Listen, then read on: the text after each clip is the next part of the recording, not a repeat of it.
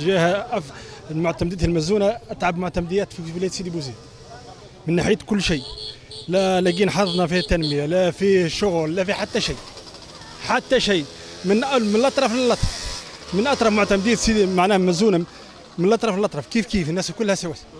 تعبين المي مخصوص، الضوء ساعات يقص بالنهار بثلاث اربع مرات، كل شيء السبيطار تعب، الدنيا كلها مهريه. عايشين شنو عشت شنو انا غير نفسي يخرج ويمرق هكا. شنو عايش فاش عايش؟ شنو هي الغلاء هك ترى فيه؟ شنو هي الحياه كلها صعبت على المواطن، وخاصه انت وقتها الكلام ده الناس مساكين في امس الحاجه. واحد عنده 4 مسكين يمكن مش عارف يمشي يطلب يمشي يعني بطريقه ما معناها باللي تفسرها ما تلقاهاش. معناها تعبير. انا خاصه احنا كمعتمديه المزونه راه تعبير. حتى كان عندنا معمل بتاع بلاستيك في المزونه زاد سكروه. هذه حاجه.